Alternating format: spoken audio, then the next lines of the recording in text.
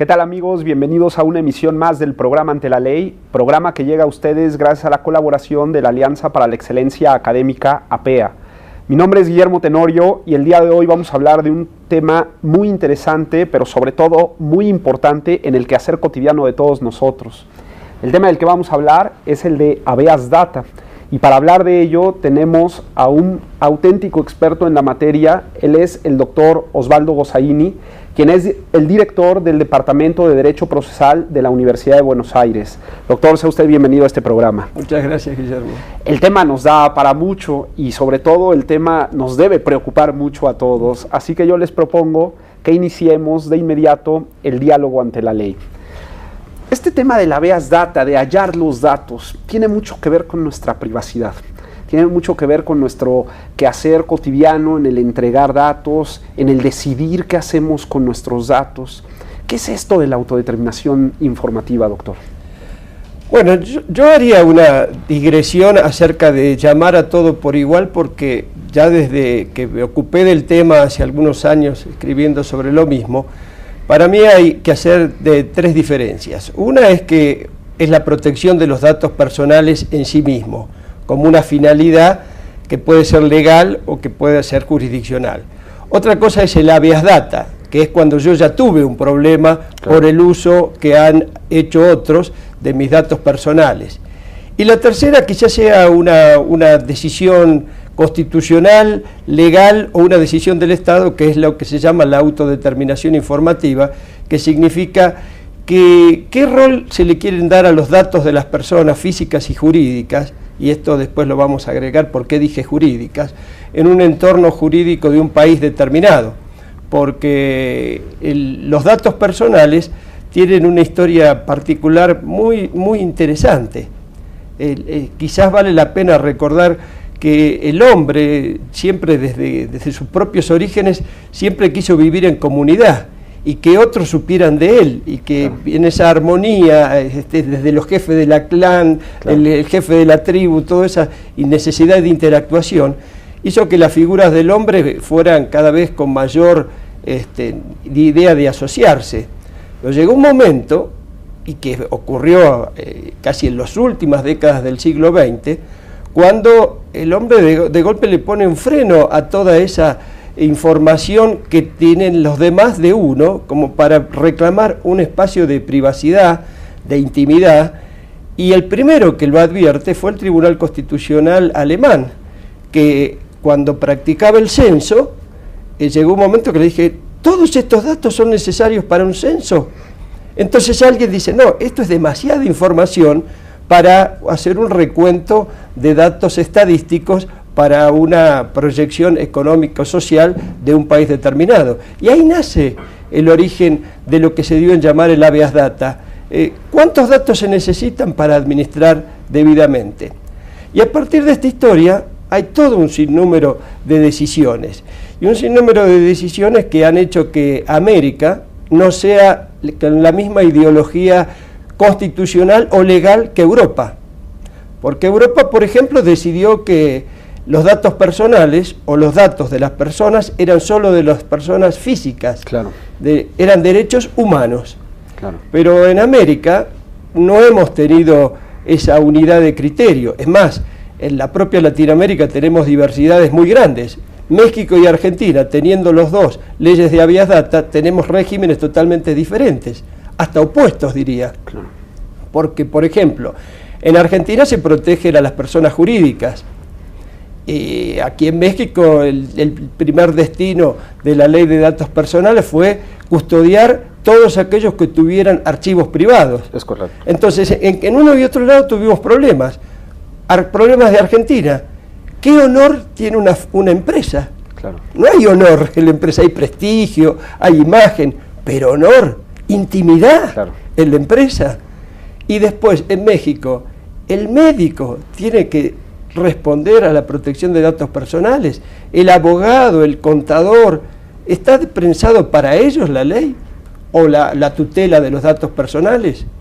Entonces es necesario quizás ir haciendo un análisis de qué es lo que se persigue Y es ahí donde uno trata de analizar realmente qué es lo que se persigue con la protección de los datos personales. Claro. Porque yo le haría esta división.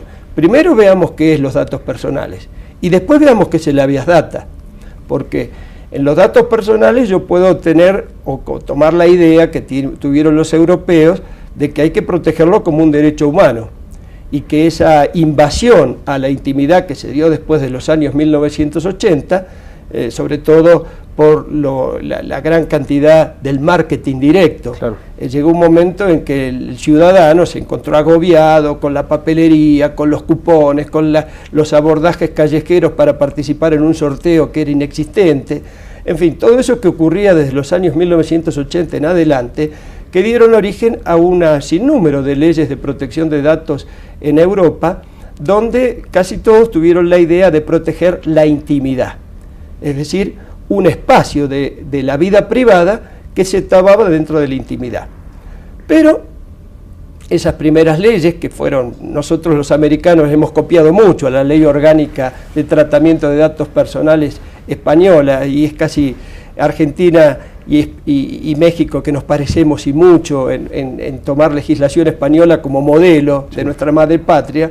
En realidad a veces nos olvidamos de nuestra propia idiosincrasia, ¿no? Y cometemos algunos errores de copia. Bueno, decía, en España se tomó como un derecho humano proteger la intimidad, y desde esa protección se encontraron muchos impactos importantísimos.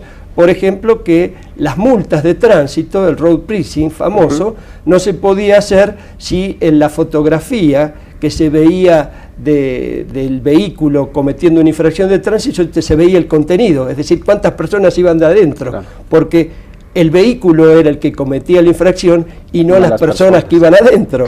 Esta es una cuestión.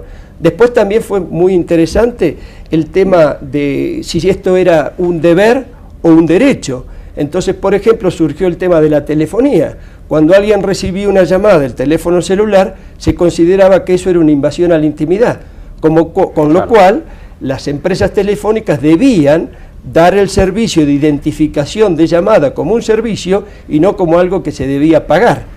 Entonces nació porque se entendía que el que llamaba por teléfono, suponiendo que yo tuviera en este momento, que no lo tengo, pero prendido el celular y me llamaran, están invadiendo o están perturbando un momento de mi intimidad. Tengo que saber quién es, y eso es un derecho. Aquí en América todavía algunas empresas lo cobran como servicio. Claro.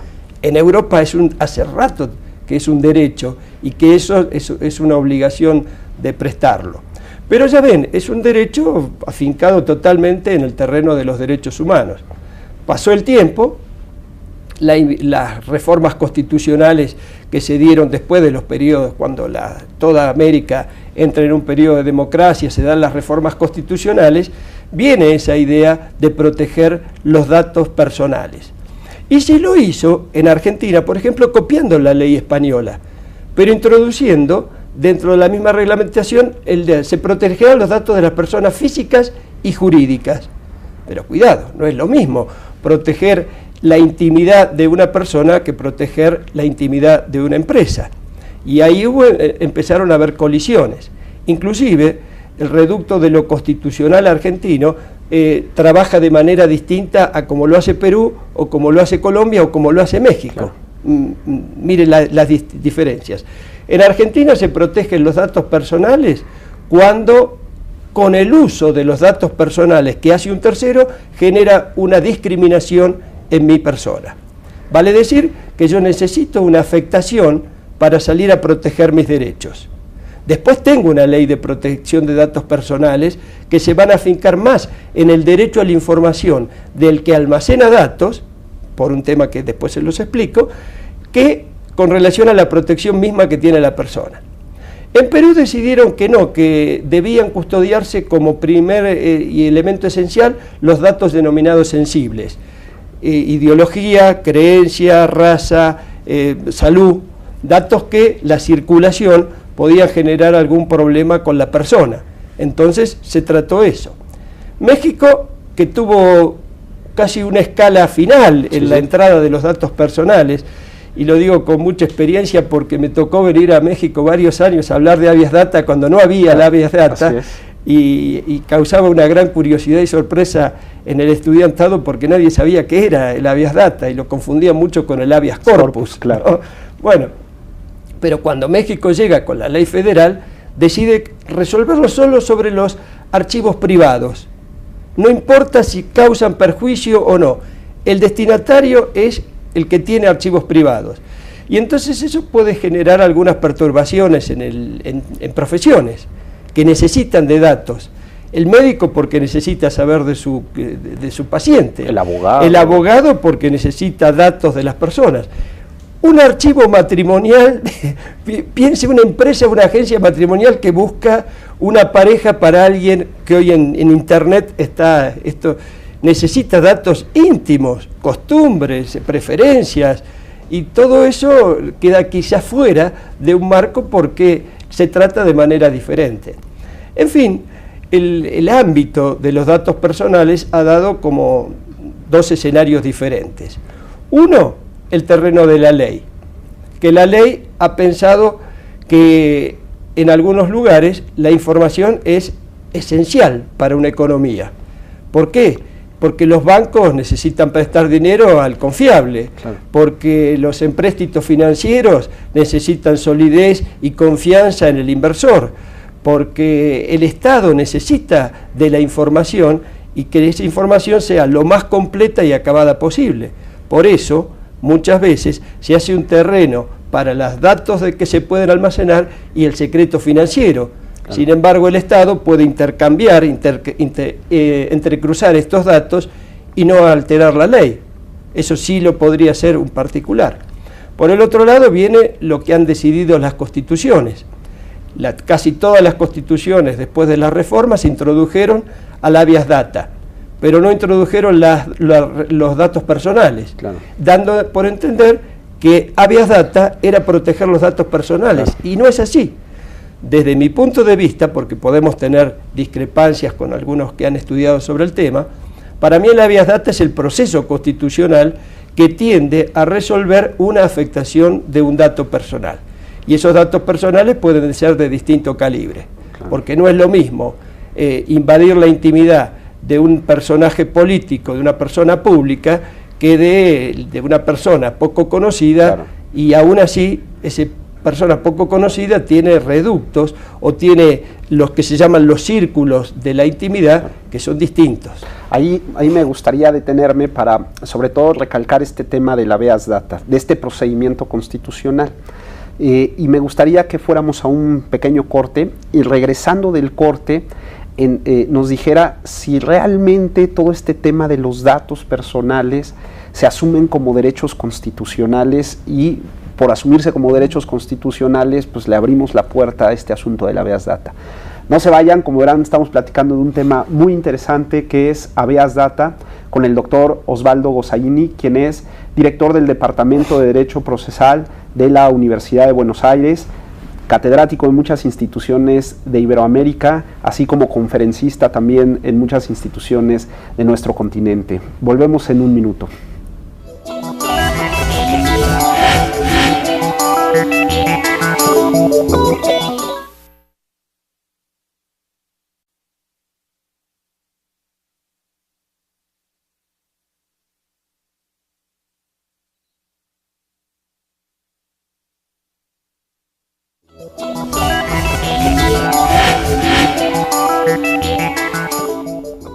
Muchas gracias por seguir con nosotros. Estamos platicando de un tema muy interesante que es habeas data con el doctor Osvaldo Gossaini, quien es director del Departamento de Derecho Procesal de la Universidad de Buenos Aires, conferencista y expositor en muchos foros en Iberoamérica y que nos hace el favor de detallarnos, precisarnos y darnos una verdadera cátedra sobre este tema de habeas data. No olviden que si quieren ponerse en contacto con nosotros lo pueden hacer a través de dos vías. La primera de ellas a través de nuestra cuenta de correo electrónico gtenorio@up.edu.mx, ustedes lo ven ahí en pantalla, o bien a través de nuestra cuenta de Twitter en @antelaley_mx, fíjense bien cómo está escrito, todo ello en mayúsculas, o a través de las cuentas del canal judicial en @canal judicial, o bien a través de la cuenta de Facebook del canal judicial que es facebook.com/canal judicial, donde con todo gusto entraremos en contacto con ustedes para aclarar sus dudas, escuchar sus comentarios o sugerencias para mejorar los contenidos de este programa. Bueno, doctor, ya nos puso en perspectiva qué es esto de la autodeterminación informativa, qué es esto de la protección de datos, ya nos dio un esbozo de lo que es el habeas data casi al final del primer bloque, y ahí es donde me gustaría detenerme. Emanan derechos constitucionales, no solamente la privacidad, sino ahora hablamos de la autodeterminación informativa que está totalmente vinculada con la protección de datos. ¿Qué hago con mis datos? ¿Qué puedo decidir sobre mis datos? ¿Hasta dónde es el alcance de lo que los otros tienen de mis datos? Y existen derechos. ¿Hay derechos que emanan de esa protección?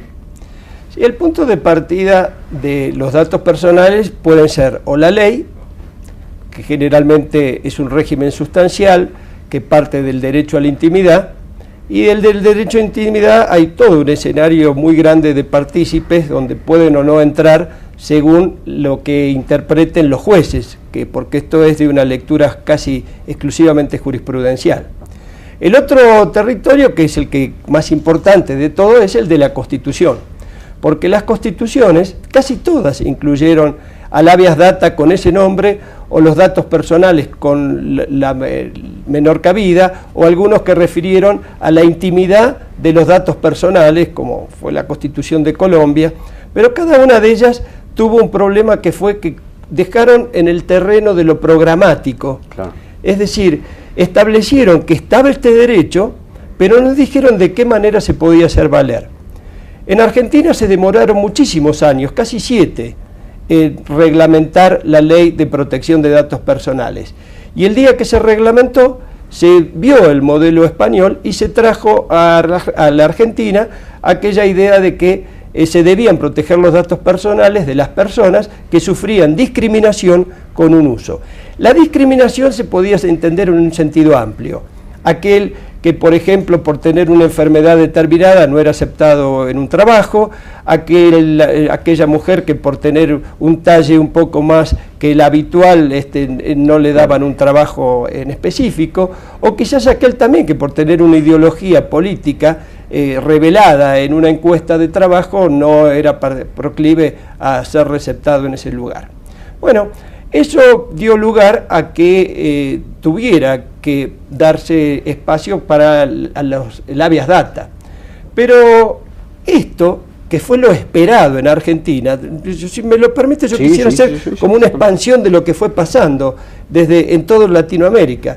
En Argentina se esperaba que justamente la protección de los datos personales fuera un elemento disuasivo para que la igualdad y el uso adecuado de los datos fuera un espacio proclive como para darle una razonable ponderación al uso de los datos. Nada de eso pasó. ¿A qué se utilizó el 90% de las acciones de datos personales? Por la información errónea de los archivos de datos de las empresas, de los burós de créditos de aquí de México, empresas de información crediticia o financiera en Argentina.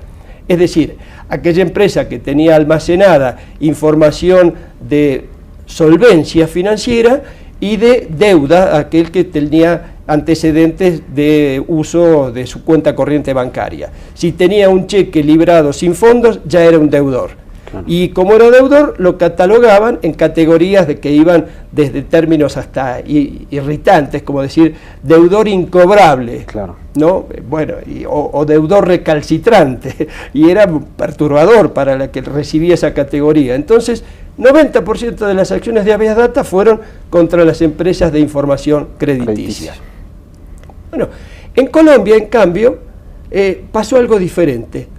La acción de protección de habeas data era casi un elemento que utilizaba el Estado para que la persona se viera obligado a decir la verdad en sus datos de apertura de cuentas corrientes bancarias. Cosa curiosa, porque claro, cuando uno va a pedir un crédito, generalmente el banco le pide datos acerca de cuánto es su patrimonio, cuál es el dinero que gana mensualmente, y uno siempre trata de decir algo más para que el banco le preste más dinero. Claro. Bueno, el Estado usó el habeas data para obligar a decir la verdad.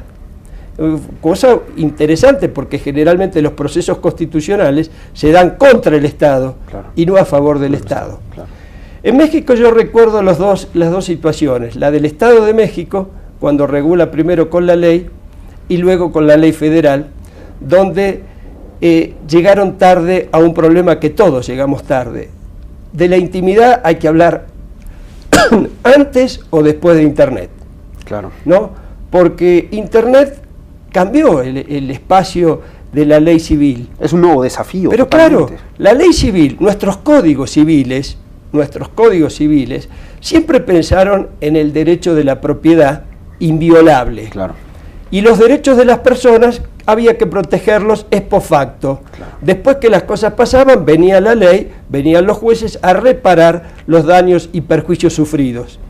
En materia de la intimidad no hubo nunca una actitud preventiva, es decir, y se trataba siempre de ver eso que referí con anterioridad a los círculos concéntricos.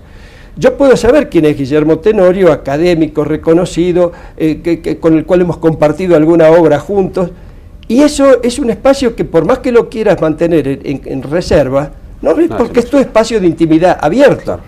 Hay un grupo más selecto, que es el de la vida familiar, el de la vida privada, donde uno, sí, ahí trata de ser más recoleto, más que no me invadan, que no me perturben, pero hay un espacio muy chiquito, que es el de la vida privada, el de la que entra dentro del ámbito del secreto, donde ni siquiera podemos asociarlo con la confidencialidad, porque confidencialidad es cuando yo te cuento algo y te pido secreto, claro, pero el secreto es el que yo solo sé, el que no quiero que nadie sepa, y es ahí donde se pensó en Europa que debían darse los datos personales. Por eso se los llamó sensibles. La ideología, la creencia, la vida sexual, claro, la salud, claro, esos datos debían tratar de protegerse, y pronto se dieron cuenta de que con Internet nada de esto era posible. ¿Por qué? Porque un padrón electoral o un padrón de un partido político revelaba mi afiliación política. Claro. La intimidad quedaba postergada. Las investigaciones de enfermedades típicas como la diabetes u otros que se necesitaba, o qué decir del HIV, claro, donde debieron las leyes obligar a que el enfermo de SIDA tuviera que ser disociado, es decir, para referirlo con un dato alfanumérico, para evitar que esa persona fuera tratada con discriminación pura. Es decir, todos son elementos que se dieron por circunstancias muy posteriores a lo que fue el tratamiento de la intimidad decimonónico, el tradicional. La intimidad siempre se trató como un derecho basado en aquella famosa frase norteamericana del right to be alone, claro, el derecho a estar solo, o el derecho a estar a solas. Y hoy, con Internet, ustedes mismos con las redes sociales saben que este programa puede tener un acceso a los televidentes, pero que si lo ponen en la web, el mundo lo va a poder ver, claro, y no va a importar el momento y la intimidad de la persona, va a conocer este programa. Piensen en un dato revelado. Supongamos que yo aquí dijera que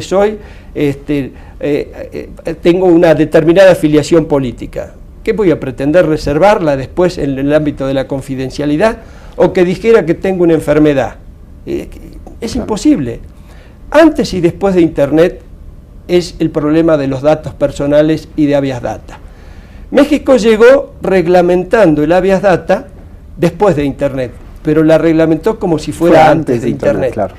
Argentina copió la ley española y no se dio cuenta que ya veríamos con 7 años de Internet, donde no se puede tratar con el mismo molde a la intimidad, a la vida privada, y es necesario hacer esa famosa referencia de los círculos. Claro. Hay una intimidad que hoy por hoy, aunque no querramos, está plenamente dada a conocer, y fíjense ustedes que, por referir a un dato público y conocido por todos, hoy en Facebook ya no se identifica el sexo como hombre, mujer. Claro. Invito a que vean en Facebook, es hombre, mujer, travesti, transexual, es el género. Claro. Hoy es el género. Eso, en otro momento era intimidad pura, ¿no? El negocio de las tarjetas de crédito. Yo, por ejemplo, en mi familia tenemos, mi suegro y yo, la misma tarjeta de crédito.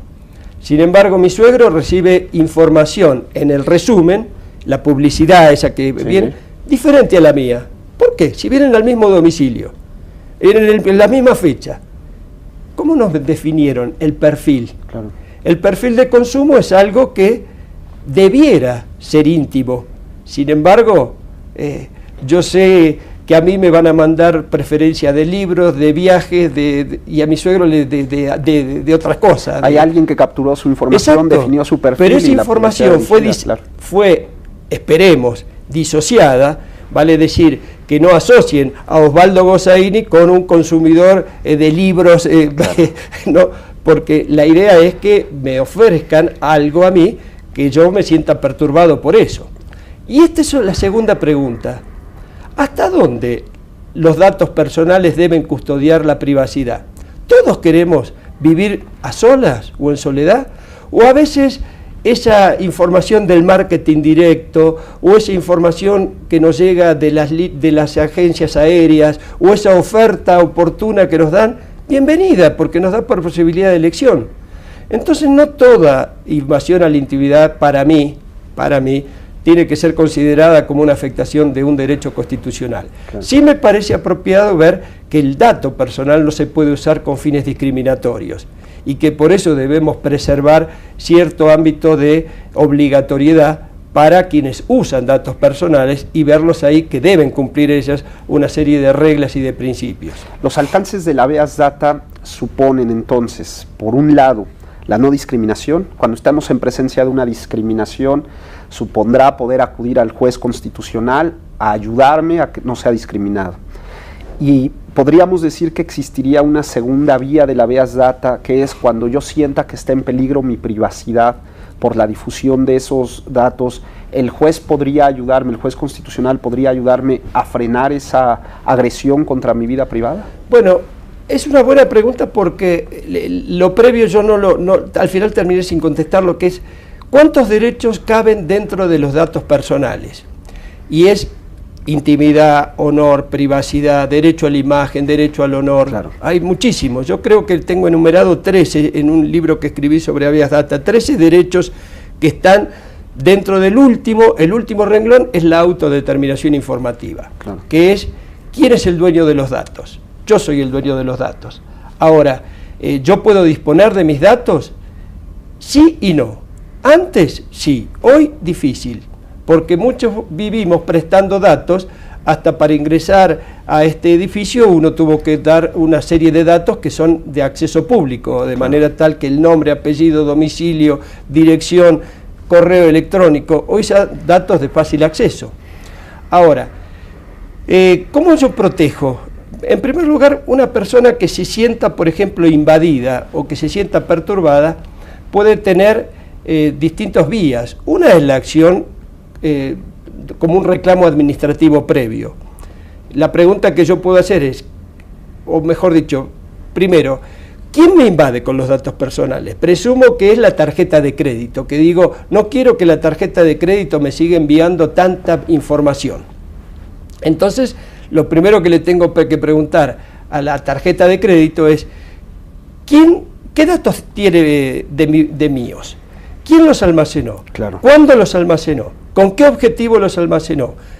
¿Qué tiempo tienen para saber si son datos actuales?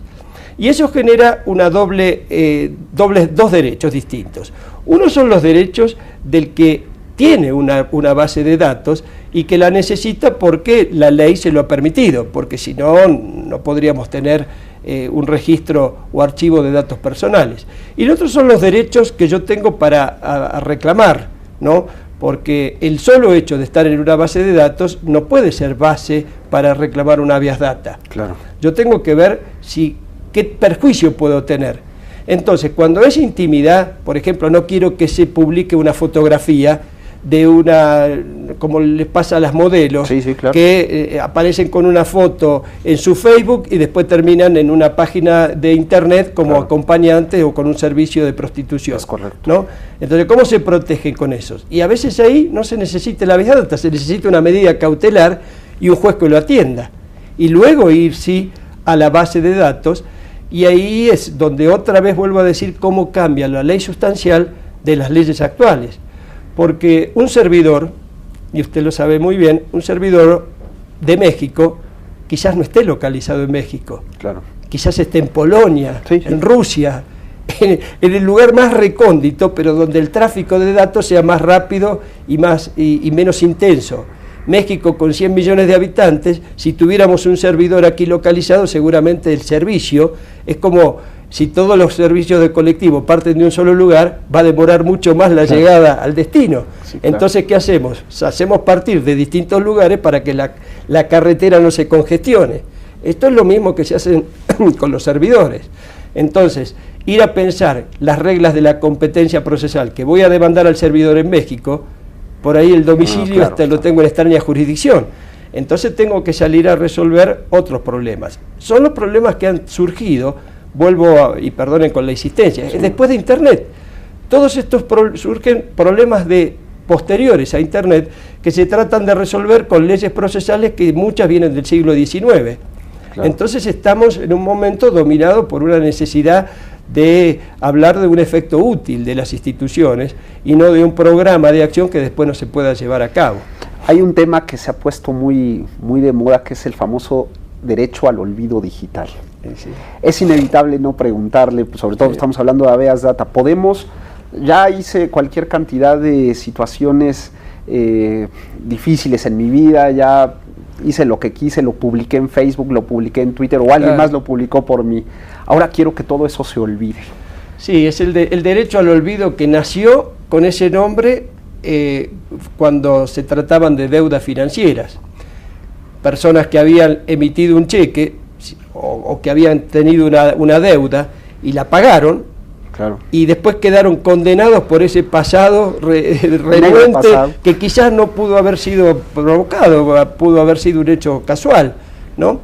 Entonces les decía, las leyes han resuelto en Argentina a los 2 años, en otros lugares a los 5, aquí creo que son 3, es decir, que pagada la deuda, yo puedo seguir informando que fui deudor durante un espacio de tiempo, pero no toda la vida, claro. No puedo estar condenado por un pasado. En Internet se ha dado este tema del derecho de opt-out, el derecho de salir, el derecho de estar afuera de lo que antes me comprometí, pero que no me puede condenar a todo.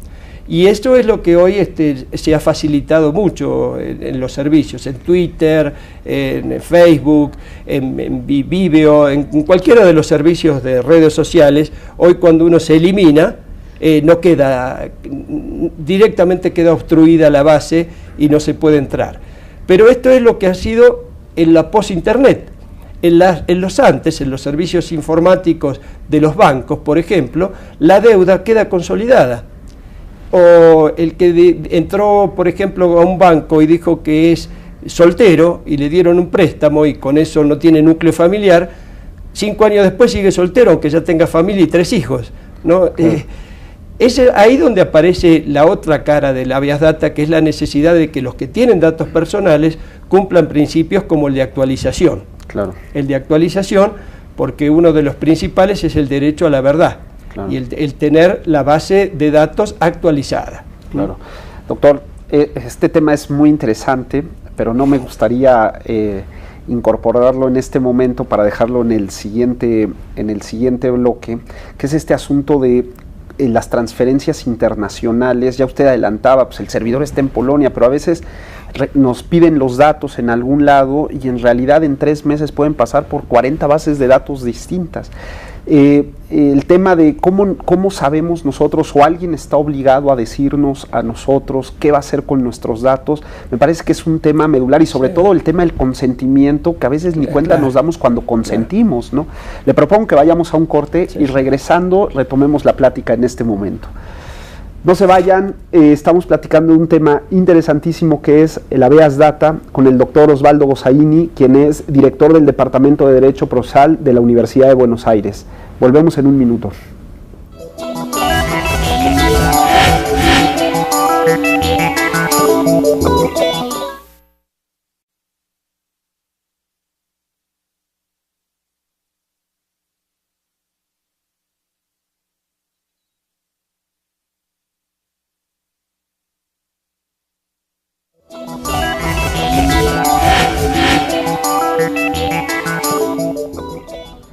Muchas gracias por seguir con nosotros. Estamos platicando de un tema muy interesante. Ese tema es el habeas data. Y para hablar de ello nos acompaña en el estudio el doctor Osvaldo Gossaini, quien es un auténtico experto en la materia. Él es director del Departamento de Derecho Procesal de la Universidad de Buenos Aires, autor de múltiples libros, tiene un libro especializadísimo en habeas data, conferencista y profesor universitario en muchísimas universidades de Iberoamérica, y a quien le agradecemos mucho que nos haya abierto un espacio en la agenda para estar con nosotros. Ya platicábamos, doctor, acerca de estas diferencias que existen entre privacidad, autodeterminación informativa. Ya nos decía usted todo el tema de los alcances que tiene esta figura constitucional, este proceso constitucional que llamamos habeas data, y dejábamos hincuado un tema el bloque pasado, es este asunto del consentimiento. En realidad, esa persona física que le es tratado los datos, que sus datos van por muchísimas bases de datos, a lo mejor por todo el mundo, en el que se efectuaron muchísimas transferencias, a lo mejor él permitió eso. Y este tema del consentimiento, pues en ocasiones la gente pregunta, pero yo cuando habilité a la empresa, al banco, a transferir mis datos, no nos damos cuenta en qué momento damos estas autorizaciones. Yo, para poder responder y que la gente lo entienda, este tema, necesito, sin ser ingeniero ni pretender serlo, explicar un problema informático. Un problema informático que se registra, y me lo explicaron una vez, cómo es que se manejan las bases de datos. Uno tiene los archivos. El archivo, por ejemplo, el archivo histórico de México, ¿no? El Archivo Histórico de México tiene a su vez registros. El registro de héroes nacionales, el registro de los nacidos en el Estado de México, el registro de los perseguidos por la ley. Luego, cada registro tiene una base de información o banco de datos, que es el archivo histórico, la universidad, la facultad, el investigador, y cada uno de ellos tiene a su vez un banco o un registro de datos. Quiere decir que cuando uno va a los datos personales, en realidad no está controlando al archivo, está controlando al último de los investigadores. Por ejemplo, usted dirá, si yo tengo una tarjeta de crédito, no digamos cualquiera, pero cualquiera tiene registro de profesionales, comerciantes. La base de datos de comerciantes llega a Gossaini, que está en la base de datos. Claro. Pero yo estoy ahí al final, Entonces, esta persona necesita saber qué tipo de tarjeta tengo. Gossaini tiene dorada, la común, la platinum, tiene la black. ¿A quién le pide la información? Al archivo. Claro. Pero para ir al archivo pasa por el registro, pasa por el banco de datos, hasta llegar al archivo. Esto puede ser, ¿dónde está la empresa central? En Estados Unidos. ¿Dónde está el cliente? En Argentina. ¿Dónde está el servidor? En Polonia. Claro. ¿Dónde está el operador o el responsable de la base de datos? En México. Entonces, en cuestión de milisegundos, mi información pasó por todos lados, llegó a Estados Unidos y volvió. ¿Cómo hago yo para controlar eso que en las leyes se prohíbe la cesión transfronteriza de datos? Se da cuenta que esto es imposible, porque en el mismo manejo, las propias leyes de aquí de México han tenido en cuenta, por ejemplo, la situación de las multinacionales. Claro. Las multinacionales, una empresa como Claro, que es mexicana, tiene una base de operaciones en Argentina, pero que quizás la base de clientes esté en Venezuela. Entonces es imposible hoy frenar la cesión transfronteriza de datos. ¿En qué momento yo presté a American Express ese consentimiento? El día que fui al banco, ni siquiera a la base de datos, el día que fui al banco y le dije, yo quiero una tarjeta de... Perdón, mencioné no pasa nada. Quiero esta tarjeta de crédito, y ahí firmé un formulario y con ese formulario ya di un consentimiento. Muy bien, eso es lo más común que ha ocurrido. Las leyes pensaron, las bases de datos tienen mucha información, entonces todas, México inclusive, pensaron en que para que el que tenga datos personales pueda usarlos, necesita el consentimiento de la persona. Y hoy el consentimiento, en los términos del Código Civil, es autorización con firma expresa y manuscrita. Claro. Esto en los sistemas digitales es imposible. Cuando se dieron cuenta que fue imposible, dijo, o cualquier otro medio fehaciente. Y ahí se vino la trampa, la famosa expresión que tenemos los abogados, echa la ley, echa la trampa. Cualquier otro medio fehaciente es, apenas hice clic en el mouse, en el botón izquierdo, hice como el sendero del caracol. Hice el clic y dejé la autorización tácita, claro, dando una convalidación.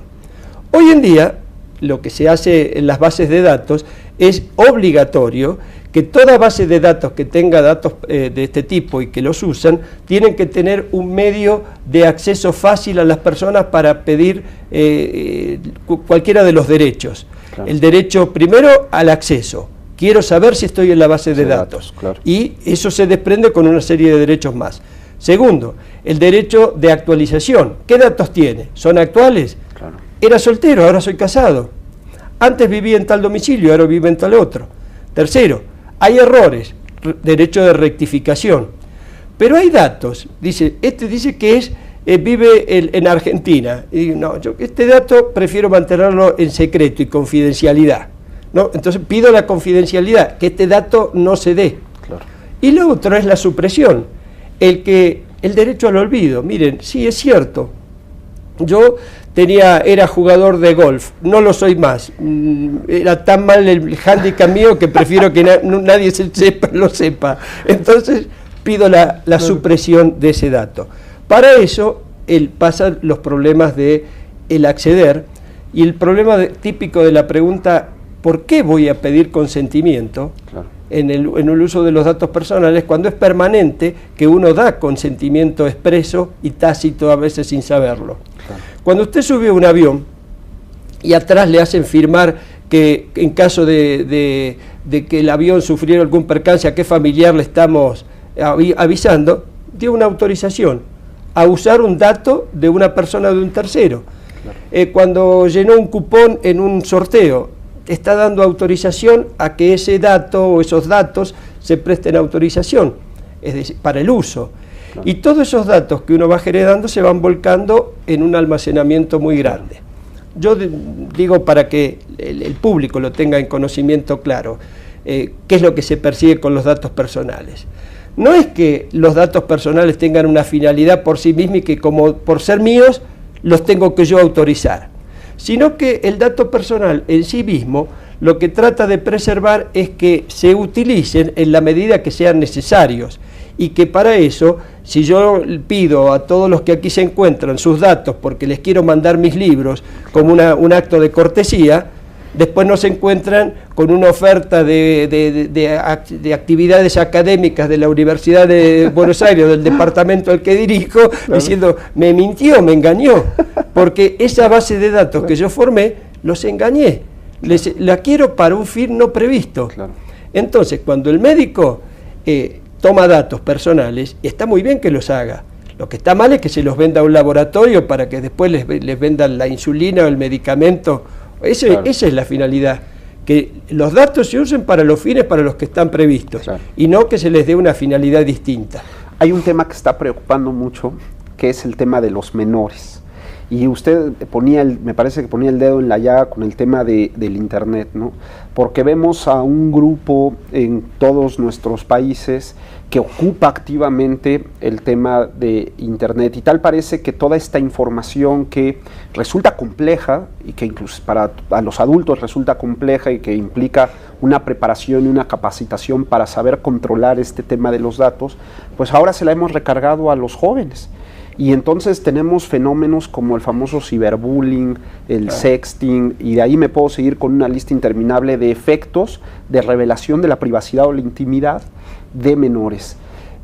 ¿Tendría que haber algún tipo de regulación, de responsabilidad? Porque Facebook y Twitter y las redes sociales dicen, pues yo creo el marco, lo que hagas tú dentro del marco, ese es tu problema, ¿no?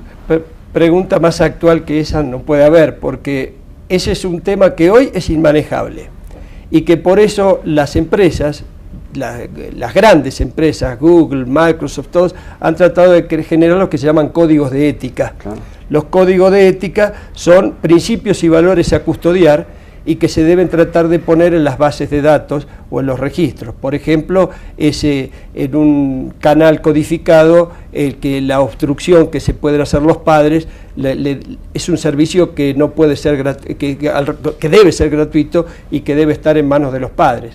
Pero cuando el menor se sienta frente a la computadora, es casi una responsabilidad familiar que hoy es inmanejable por medios técnicos.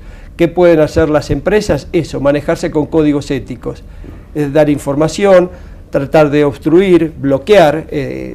Hay, por ejemplo, en las universidades, nosotros en la universidad lo tenemos, cuando los servicios para estudiantes de las computadoras revelan ingresos a páginas pornográficas, se bloquea automáticamente. Eso es lo que se puede hacer, pero impedirlo, hoy no tenemos muchas salidas para hacerlo. ¿El juez constitucional no nos ayudaría? Claro, pero ¿quién es aquí en México el juez constitucional? Claro. Ya entramos en otra dimensión, sí, quizás claro, para otro día. México y Argentina nos parecemos en mucho, dije antes. ¿Y en qué? En que para nosotros el juez común es el juez constitucional. Ustedes, como nosotros, en cada estado tenemos un código procesal. Claro. Tenemos un servicio judicial y jueces que hacen control de convencionalidad y claro, control de constitucionalidad. Quiere decir que yo a cualquier juez le puedo llevar este tema. Ahora, no todos tienen la misma preparación. A algunos les gusta el derecho procesal constitucional y utilizan la figura del activismo para crear y recrear derechos que a veces no están plasmados en la norma, y hay jueces, como alguna vez recuerdo en un debate aquí en México justamente, donde un juez me dijo, mire, yo no tengo la ley, no puedo protegerlo, y hablábamos de los intereses del ambiente. Claro. No tengo ley que protege el ambiente, no puedo proteger el ambiente. Claro. Es un cierre difícil. Hay un tema, en este tema de la habeas data y la protección de datos, que normalmente quien trata datos, poniéndonos ahora del otro lado, está obligado a guardar determinados principios en el tratamiento de datos. Es correcto, ¿verdad? Sí, no es un tratamiento arbitrario de los datos. No, hay un proyecto de convención americana sobre datos personales y ya existe una convención europea que establecieron los 5 principios, uno es el principio de calidad de los datos, que son esos a los que me referí, datos actuales, ciertos, veraces, etcétera, etcétera. Otro es el principio de seguridad, que es el que tiene datos personales tiene que resguardar 3 tipos de seguridad. Una, la gente que trabaja conmigo debe tener un pacto de confidencialidad. Claro. Si están los que manejan los datos personales de una agencia matrimonial, evidentemente no le pueden estar revelando a sus amigos que, uy, no sabés quién está buscando pareja. No, eso no lo pueden hacer. El segundo, el nivel técnico para evitar el hackeo, claro, el hacker. Y el tercero es el nivel de compromiso, que es el que se pone en Internet, a veces nivel bajo, medio, que es el que se le quiere dar al sistema. El otro de los principios es el de estar registrada la finalidad del archivo. ¿Para qué quiero este archivo? Datos bibliográficos, muy bien. Tomaremos datos para eso. El otro es el principio de congruencia, que quiere decir que yo no puedo tener más datos de los que necesito. ¿Qué datos necesitas tú para tener una base de invitados a este programa? Claro. Académicos y especializaciones. No necesitas saber si son casados, solteros. Claro. El dato ajustado y proporcionado. Y esos sí son principios que están todos dentro del sistema del principio de legalidad, que son los que están enumerados ya te digo, en la ley, cuando se reglamentan en particular, o en las convenciones americana como proyecto y la europea, que ya los tiene como directivas para establecer un estándar de protección absoluta. Claro. ¿Cuál es el futuro del tema de habeas data y protección de datos? ¿Tienen mayores complejidades? Sí, ya están las complejidades, porque el mundo informático, yo hace 20 años atrás o 25 años atrás, recuerdo que empecé como abogado de una empresa informática a la cual tenía que cobrarles, es decir, los servicios que no les pagaban las empresas. Entonces íbamos a embargarles equipamientos que eran más grandes que estas oficinas. Claro. Hoy todo ese equipamiento informático es un chip que entra en el pulgar. Claro. ¿No? Eso muestra la evolución. Los que antes costaban $1 millón, hoy cuestan $10. Claro. Esta es la evolución. Y en la informática todo está mostrando de que nosotros cada vez más vamos a ir yendo hacia las unidades de conceptos. Ya no el iPad, ya no, quizás dentro de poco tiempo todo se maneje desde el celular. Claro. Entonces, todas esas cuestiones que hoy, fíjate, para todos los servicios que tú tienes el celular, hasta para ver televisión, ¿no? Claro. Entonces, todos esos servicios que se van concentrando van haciendo unidades de referencia de informativa que no están tratados legislativamente. Claro. El futuro es inmenso, pero tenemos que saber que la informática y la cultura digital nos ha transformado el escenario de aquel código francés civil, claro, que nos marcó toda una historia, ¿no? Doctor, se me quedan muchas, pero de verdad que muchas preguntas, y estoy seguro que el tema cobra muchísima fuerza en nuestro auditorio. Estoy seguro que me llegarán muchas preguntas que estoy seguro que se las reenviaré inmediatamente para que nos ayude a contestarle. Y le agradecemos mucho que nos haya hecho tan fácil la explicación de un tema que es muy técnico y que se ha vuelto, o no sé si se ha vuelto o lo hemos hecho muy complicado, ¿no? Le agradecemos mucho que nos haya acompañado en este programa. Muchas gracias a ti y a la audiencia. Y a todos ustedes les agradecemos que nos hayan acompañado en una emisión más del programa Ante la Ley. Nos veremos pronto.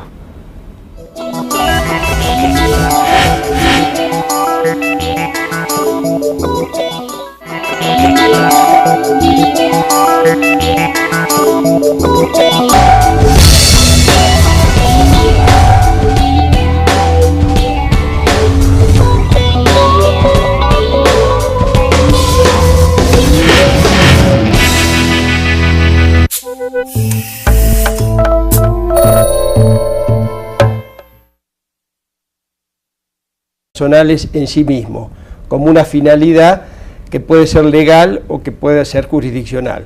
Otra cosa es el habeas data, que es cuando yo ya tuve un problema, claro, por el uso que han hecho otros de mis datos personales. Y la tercera quizás sea una decisión constitucional, legal o una decisión del Estado, que es lo que se llama la autodeterminación informativa, que significa qué rol se le quieren dar a los datos de las personas físicas y jurídicas, y esto después lo vamos a agregar por qué dije jurídicas, en un entorno jurídico de un país determinado, porque los datos personales tienen una historia particular muy interesante. Quizás vale la pena recordar que el hombre siempre desde sus propios orígenes siempre quiso vivir en comunidad, y que otros supieran de él, y que en esa armonía, desde los jefes de la clan, el jefe de la tribu, toda esa necesidad de interactuación, hizo que las figuras del hombre fueran cada vez con mayor idea de asociarse.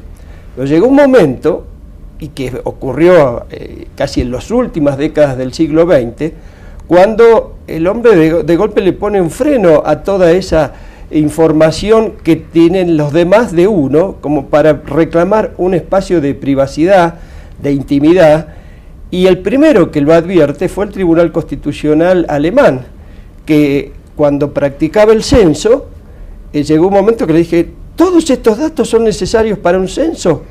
Entonces alguien dice, no, esto es demasiada información para hacer un recuento de datos estadísticos para una proyección económico-social de un país determinado. Y ahí nace el origen de lo que se dio en llamar el habeas data. ¿Cuántos datos se necesitan para...? Las empresas telefónicas debían dar el servicio de identificación de llamada como un servicio y no como algo que se debía pagar. Entonces nació porque se entendía que el que llamaba por teléfono, suponiendo que yo tuviera en este momento, que no lo tengo, pero prendido el celular y me llamaran, están invadiendo o están perturbando un momento de mi intimidad. Tengo que saber quién es, y eso es un derecho. Aquí en América todavía algunas empresas lo cobran como servicio. Claro. En Europa hace rato que es un derecho y que eso es una obligación de prestarlo. Pero ya ven, es un derecho afincado totalmente en el terreno de los derechos humanos. Pasó el tiempo, las reformas constitucionales que se dieron después de los periodos, cuando toda América entra en un periodo de democracia, se dan las reformas constitucionales, viene esa idea de proteger los datos personales. Y se lo hizo en Argentina, por ejemplo, copiando la ley española, pero introduciendo dentro de la misma reglamentación, se protegerán los datos de las personas físicas y jurídicas. Pero cuidado, no es lo mismo proteger la intimidad de una persona que proteger la intimidad de una empresa. Y ahí empezaron a haber colisiones. Inclusive, el reducto de lo constitucional argentino trabaja de manera distinta a como lo hace Perú, o como lo hace Colombia, o como lo hace México. Claro. Mire las diferencias. En Argentina se protegen los datos personales cuando, con el uso de los datos personales que hace un tercero, genera una discriminación en mi persona. Vale decir que yo necesito una afectación para salir a proteger mis derechos. Después tengo una ley de protección de datos personales que se van a afincar más en el derecho a la información del que almacena datos, por un tema que después se los explico, la invasión a la intimidad que se dio después de los años 1980, sobre todo por la gran cantidad del marketing directo. Claro. Llegó un momento en que el ciudadano se encontró agobiado con la papelería, con los cupones, con los abordajes callejeros para participar en un sorteo que era inexistente. En fin, todo eso que ocurría desde los años 1980 en adelante, que dieron origen a un sinnúmero de leyes de protección de datos en Europa, donde casi todos tuvieron la idea de proteger la intimidad, es decir, un espacio de la vida privada que se tomaba dentro de la intimidad. Pero esas primeras leyes, que fueron, nosotros los americanos hemos copiado mucho a la Ley Orgánica de Tratamiento de Datos Personales española, y es casi Argentina y México que nos parecemos y mucho en tomar legislación española como modelo de nuestra madre patria. En realidad a veces nos olvidamos de nuestra propia idiosincrasia, ¿no? Y cometemos algunos errores de copia. Bueno, decía, en España se tomó como un derecho humano proteger la intimidad, y desde esa protección se encontraron muchos impactos importantísimos. Por ejemplo, que las multas de tránsito, el road pricing famoso, no se podía hacer si en la fotografía que se veía del vehículo cometiendo una infracción de tránsito se veía el contenido, es decir, cuántas personas iban de adentro, claro, porque el vehículo era el que cometía la infracción y no las personas que iban adentro. Esta es una cuestión. Después también fue muy interesante el tema de si esto era un deber o un derecho. Entonces, por ejemplo, surgió el tema de la telefonía. Cuando alguien recibía una llamada del teléfono celular, se consideraba que eso era una invasión a la intimidad, con lo cual administrar debidamente. Y a partir de esta historia hay todo un sinnúmero de decisiones, y un sinnúmero de decisiones que han hecho que América no sea con la misma ideología constitucional o legal que Europa. Porque Europa, por ejemplo, decidió que los datos personales o los datos de las personas eran solo de las personas físicas, claro, eran derechos humanos. Claro. Pero en América no hemos tenido esa unidad de criterio. Es más, en la propia Latinoamérica tenemos diversidades muy grandes. México y Argentina, teniendo los dos leyes de habeas data, tenemos regímenes totalmente diferentes, hasta opuestos, diría. Claro. Porque, por ejemplo, en Argentina se protegen a las personas jurídicas. Aquí en México el primer destino de la ley de datos personales fue custodiar todos aquellos que tuvieran archivos privados. Es correcto. Entonces, en uno y otro lado tuvimos problemas. Problemas de Argentina. ¿Qué honor tiene una empresa? Claro. No hay honor en la empresa, hay prestigio, hay imagen, pero honor, intimidad, claro, en la empresa. Y después, en México, el médico tiene que responder a la protección de datos personales, el abogado, el contador. ¿Está pensado para ellos la ley o la tutela de los datos personales?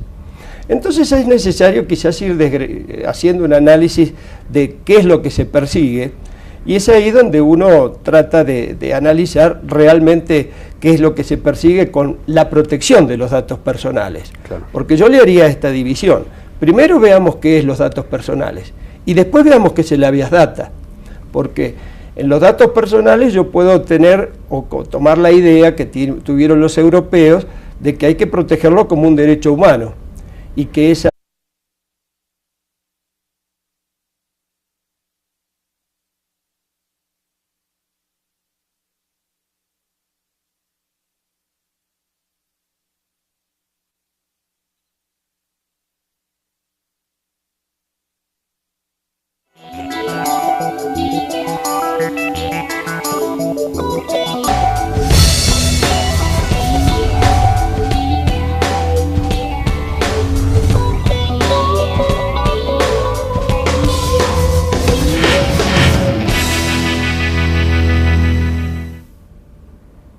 ¿Qué tal amigos? Bienvenidos a una emisión más del programa Ante la Ley, programa que llega a ustedes gracias a la colaboración de la Alianza para la Excelencia Académica, APEA. Mi nombre es Guillermo Tenorio y el día de hoy vamos a hablar de un tema muy interesante, pero sobre todo muy importante en el quehacer cotidiano de todos nosotros. El tema del que vamos a hablar es el de habeas data. Y para hablar de ello tenemos a un auténtico experto en la materia. Él es el doctor Osvaldo Gossaini, quien es el director del Departamento de Derecho Procesal de la Universidad de Buenos Aires. Doctor, sea usted bienvenido a este programa. Muchas gracias, Guillermo. El tema nos da para mucho y sobre todo el tema nos debe preocupar mucho a todos. Así que yo les propongo que iniciemos de inmediato el diálogo ante la ley. Este tema de la habeas data, de hallar los datos, tiene mucho que ver con nuestra privacidad, tiene mucho que ver con nuestro quehacer cotidiano en el entregar datos, en el decidir qué hacemos con nuestros datos. ¿Qué es esto de la autodeterminación informativa, doctor? Bueno, yo haría una digresión acerca de llamar a todo por igual, porque ya desde que me ocupé del tema hace algunos años escribiendo sobre lo mismo, para mí hay que hacer tres diferencias. Una es que es la protección de los datos personales.